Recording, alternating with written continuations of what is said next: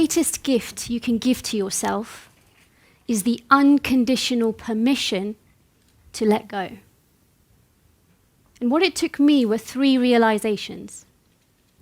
Now, if you're someone who's worked hard to get to where you've gotten to today, you've evolved through life's challenges, you've found ways to stand on your 2 feet and keep chipping away, you'd think, okay, I'm getting by. Or perhaps I've got it good. But has there ever been a time in your life where you've questioned, is this really well and truly what my life is all about? Now, if you're with me back in July 2013, you'd have found me at the University of Leeds, stood outside the Great Hall. There were hundreds of us there getting ready for our graduation ceremony. The journey of hitting the grades at school and college, choosing the right subjects, getting into university, then all those years of coursework, exams, the sleepless nights, studying, of course, finally coming to an end, where you're turning a new leaf so the next chapter of your lives can begin. As I walked through campus, I'd be greeted. Congratulations! You did it! You've made it! And to my surprise, those very acknowledgements left me somewhat wounded. I felt tall and broken, full of hope and exhausted, inspired and lost. It had dawned on me that I didn't have my get-out-of-jail-free card anymore. I was no longer the student. It was time for me to roll up my sleeves, show up, and to take responsibility for my life, whether I liked it or not. And as we do, we roll with it. But what happens if you keep going, knowing that something is amiss, that there is a disconnect, where waking up each day is a bit of a drag, and by the end of it, you're left feeling empty? Where you're relying on the caffeine highs and the sugar hits to get you through your busy schedule, where you'd wish that perhaps you had a bit more time to spend with your loved ones. Maybe you have that voice inside of you telling you to just keep swimming. It'll work out eventually. It's telling you to look at the people around you and to keep up. That you should be grateful for where you are because there are others far worse off than you. That maybe this isn't for you, but hey, what more are you good for? We all know our inner critic, right? But you keep going and going and going. And you get so good at churning away, it becomes so natural that one day you don't even realize how numb you are in your own life. Living a facade where your body is showing up, but your soul disappeared. Now, one of the greatest tribulations of our lives today is that we judge based on what we see, particularly online. We think that someone has it good because their Instagram profile is picturesque. We see someone smiling and laughing and think they must be okay. Life looked good for me. I couldn't complain. I'd graduated, secured a job, I visited my friends and family, I went on holiday. But underneath all of that, I was showing up because I expected myself to. I expected my real life to be a reflection of what others thought I should be living or what my online life looked like. So here comes realization number 1. Who we are is what we think the world wants to see. But what I also learned was that sometimes the ones who are seen the most can be the ones who feel the most invisible. How so? Because they end up upholding this persona that they have it all together, or that they should, when in fact they don't. And this is one of the greatest troubles that we have. We judge based on what we see. There are several studies that demonstrate how a sense of belonging is so necessary for our well-being. but we end up living lives of multiple personalities because of the various roles that we play in our lives, that actually it can be more isolating to try and strive for that belonging, which in turn increases your risk of mental health problems, the anxiety, the depression, the lack of self-worth, for example. There is so much research in this space, you could unpack it in a multitude of ways, but what I took away from this was that our sense of self and belonging is reliant on the world out there. So after I graduated, I followed the paved road along my career. There are clear routes to the top of the ladder. If you're a student or a professional, you'll have some idea of the skills you have, the skills you want to learn, the roles you want to fulfill, how and when you'll get promoted, what ends up in your pocket at the end of the day. There is safety and security in knowing what that path ahead looks like. But I had this unwavering uncertainty about whether I even wanted to follow that path or not. I was beginning to question, who am I doing this for? Because I knew it wasn't for me. But you know, life has a funny way of kicking us into action and teaching us our lessons. Recently, it thought, there are too many of you who need a wake-up call. Let me throw you a pandemic and shake things up here a little. Now, raise your hand if the pandemic threw your life plan out of the window. Yeah. And raise your hand again if it forced you to look at where you are, to realign and consciously think about what it is that you truly want. Yeah, so a lot of you here. For me, it made me work more and harder. As a medical doctor, my life suddenly became all about my job. In one sense, I was privileged to have one, but in another, it consumed me and became the only reason to keep going. In one sense, life went into cruise control, where it kept ticking and moving. We did what we had to because we should or we were supposed to, and well, there was nothing more we were able to do. But then in another, it slammed the emergency brakes on our entire lives. And a lot of you will resonate with that. It was a jolt. Now, one thing I'm passionate about is how we are human beings before we are our job titles. And that is something that is so easily forgotten because our jobs and our careers still carve our identity today. And this is where realization number 2 comes in. Who we are is attached to what we do. We become what we do. That's exactly what I was doing during lockdown. I became my job, where life suddenly becomes about paying the bills, putting food on the plate, supporting our loved ones, surviving. And for those of you who relate to that, I've got some news for you. Firstly, well done. You've made it through and you're here today. Secondly, this phase of life was absolutely necessary in order to generate a shift. I got fed up of passively cruising along the career conveyor belt. I realized I was so lost in myself that it was probably better to step away from everything that I knew than to show up confused and anxious.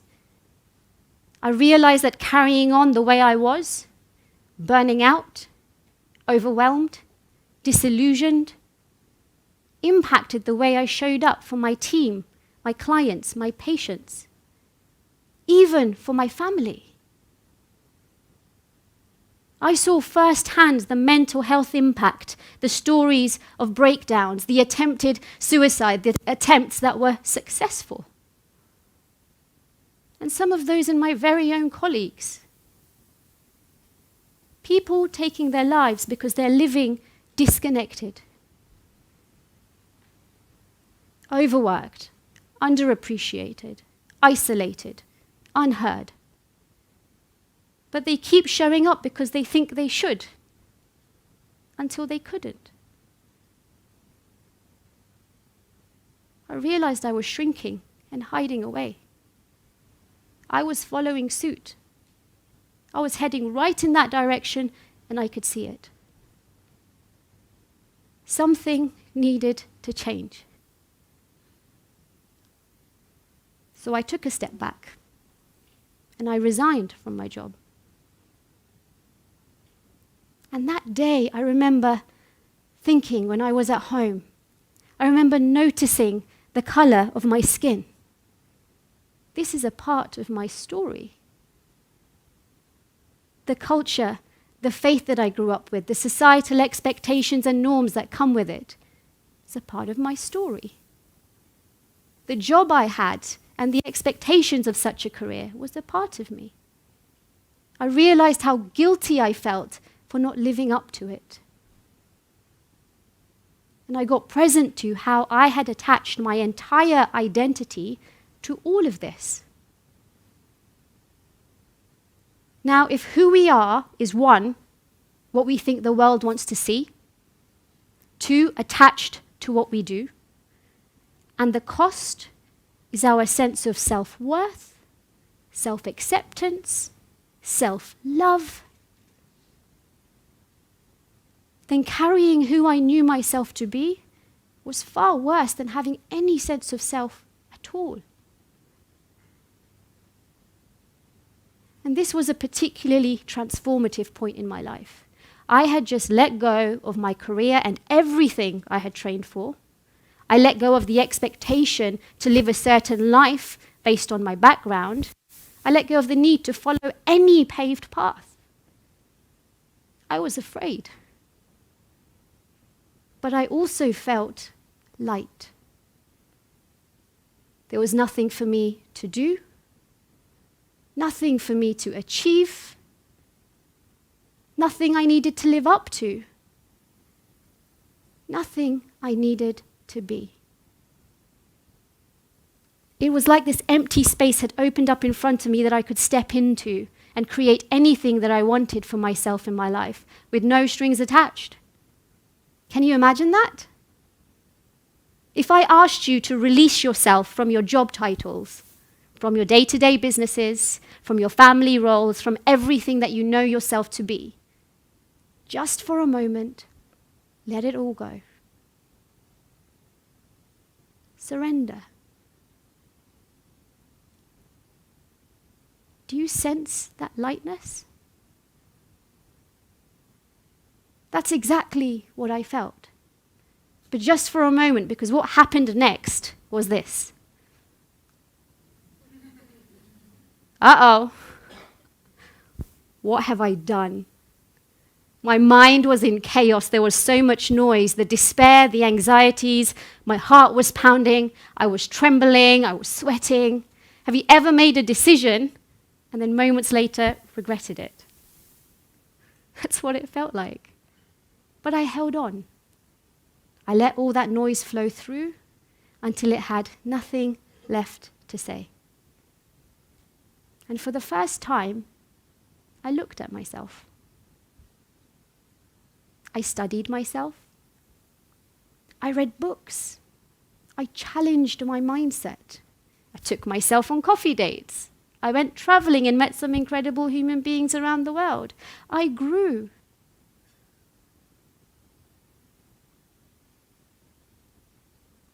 Now, a journey like that is never smooth running. We thrive off knowing what is next so we can plan and prepare, so we can avoid risk and live a life that is safe and predictable. So much so that it takes a real willingness to get comfortable with an uncertain future.